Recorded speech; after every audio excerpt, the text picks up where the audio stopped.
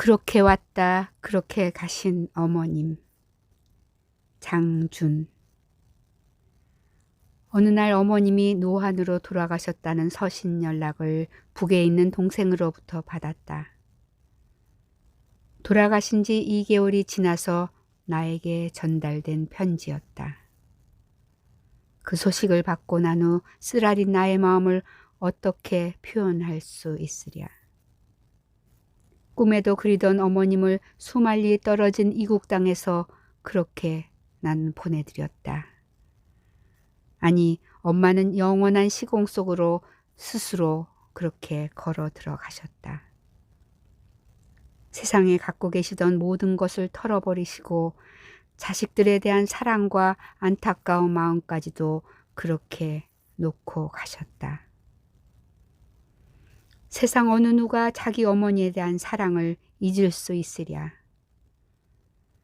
어머님은 살아생전에 바냐 바라 밀다 심경을 매일 아침 새벽에 일어나셔서 사경하시고 신앙심을 키우시며 부처님의 마음을 닦으셨다. 그것은 세계의 평화를 위하여 부처님에게 기도드리는 마음 그 자체였다. 우리 민족은 1950년 6.25라는 동족 상잔의 비참한 전쟁으로 분단의 장벽이 세워진 이래 1953년 7월 27일 휴전이 되었건만 가족 간의 자유왕래는 금지되고 이산 가족이 생겼다. 분단국의 비국이며 세계 어느 곳에서도 찾아볼 수 없는 유례 없는 나라이다. 그 기간이 장장 70년. 아직도 남북 이산 가족의 만남은 요원하다. 이 같은 비극적인 현실을 어디다 대고 하소연할까? 한국에서 자유로이 북에 있는 우리들의 가족, 엄마 소식을 들을 수 있을까?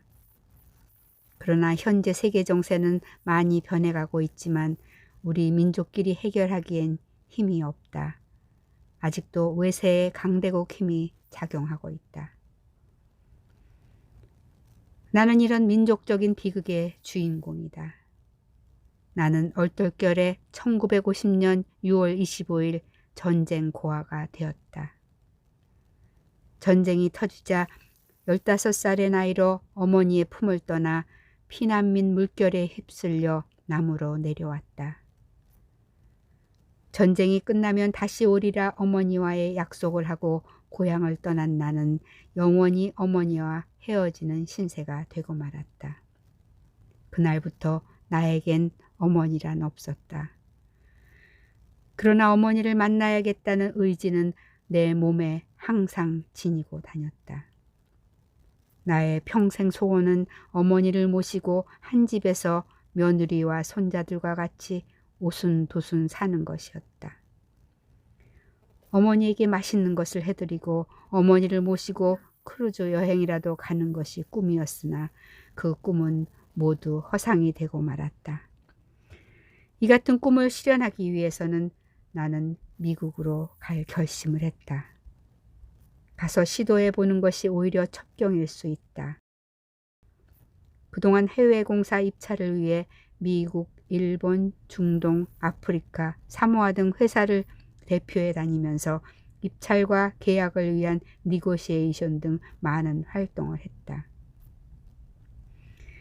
그리하여 나는 사모아 국회의사당 준공 검사를 끝으로 사표를 내고 미국으로 들어왔다. 오로지 그 이유는 미국 시민권이 있어야 북한의 어머니를 만날 수 있겠다는 생각에서였다.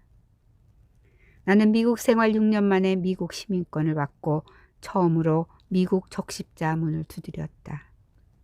실패였다. 두 번째로 국제 적십자 미국 지부에 내 가족을 찾아달라는 청원서를 제출했다. 약 3개월 만에 답신이 왔는데 미국과 북한이 국교가 맺어지지 않았기에 불가능하다는 것이었다. 내 마음은 비참하기 짝이 없었다. 그래도 어머니를 찾겠다는 내 마음을 포기할 수는 없었다. 그래서 마지막으로 뉴욕에 있는 유엔 주재 북한 대표부에 떨리는 손으로 전화 다이얼을 돌렸다. 그때 유엔 북한 대표부 소속 김 선생이라는 사람이 전화를 받았는데 나의 사정 이야기를 다 듣고 나서 서면으로 요청을 하라고 했다. 나는 뛸 듯이 기뻐서 즉시 서면 요청서를 작성해 그곳으로 발송했다. 접수 여부를 확인하고 이제나 저자나 기다리기를 몇 달 후 답신 전보를 받았다. 아버님은 1976년 불치의 병환으로 별세하셨다. 당신 어머니와 두 형제, 누이 동생 그리고 모든 친척은 빠른 시일 내에 당신의 고향 방문을 기대한다. 지성이면 감천이라고 했던가. 이렇게 해서 어머님의 슬하를 떠난 지 31년 만에 그렇게도 그리던 어머님이 생존해 계신다는 반가운 소식과 아버님은 별세하셨다는 슬픈 소식을 함께 받았다. 슬픔과 반가움, 나의 마음은 희비 쌍곡선을 그리고 있었다. 그러다 보니 멍한 공황 상태에서 나의 감정이 마비되는 것 같았다. 전보를 받고 집으로 향하는 차 속에서 주체할 수 없는 어머니에 대한 사무치는 감정으로 눈물이 쏟아지기 시작했고 나는 통곡을 했다. 어머니, 어머니 하면서 울부짖었다. 돌이켜보면 15살 어린 나이로 어머니 품에서 벗어나 낯설고 아는 이 없는 곳에서 혼자 삶을 개척해야 했던 어린 소년이 어느새 40대 중반 나이에 이르른 것이다. 아, 이제야 내가 미국에 이민 온 목적이 달성되었구나. 한국에서라면 절대 불가능한 일이었다. 32년의 세월을 한 번에 뛰어넘어 그리운 엄마를 찾아 미지의 지역으로 불리는 나의 고향 개성으로 가자 그곳엔 나의 꿈과 사랑하는 어머니가 살아계신다. 이미 나의 마음은 어머니 곁에 가 있었다. 내가 뛰어놀던 그 골목엔 아직도 은행나무가 서 있었고 전쟁통에도 은행나무는 살아남았다. 골목에 들어서니 저만치 둔덕에 머리가 허옇게 물드신 백발의 할머니가 서 계신다. 나를 끔찍이도 사랑했던 외할머니 같았다. 나는 달려갔다. 어린 꼬마 시절 학교에서 돌아올 때 항상 어머니가 웃음으로 나를 맞아주던 곳 백발의 할머니가 점점 젊은 어머니로 변한다. 어머니였다. 나는 와락 껴안았다. 엄마, 어린아이처럼 33년의 공백 기간이 스스로 무너져 언제 어머니 곁을 떠났나 생각되었다. 내 나이 50에 이르렀고 어머니는 70이 넘으셨다. 흐린 눈으로 나를 쳐다보시는 어머니의 눈길. 자비로우신 어머니의 눈에서 눈물이 흘러내렸다.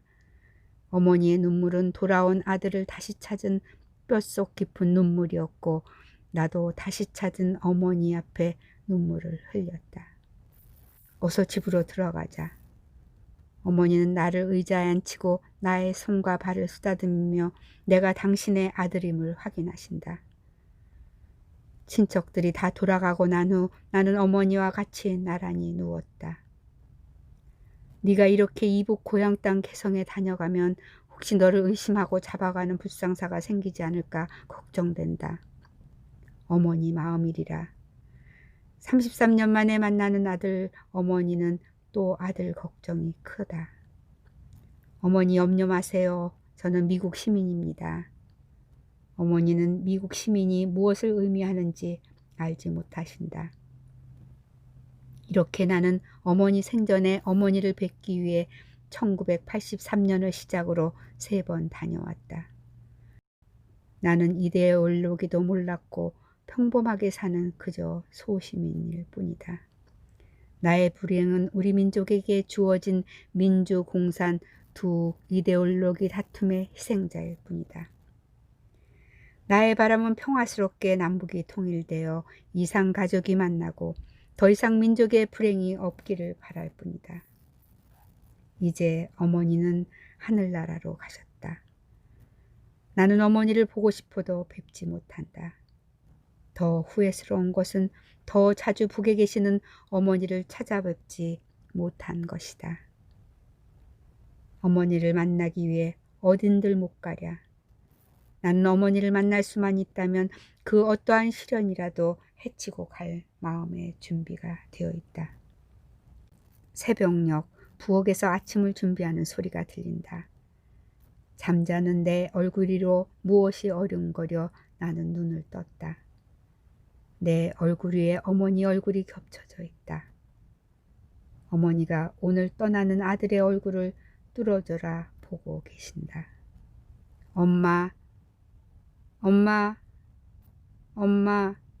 난 엄마를 불렀다. 내가 미국으로 오고 난 후 수년을 더 사시다 어머니는 타계하셨다. 어머니의 임종이며 장례식에 참석을 못했다. 이제는 어머니를 영원히 볼 수 없다.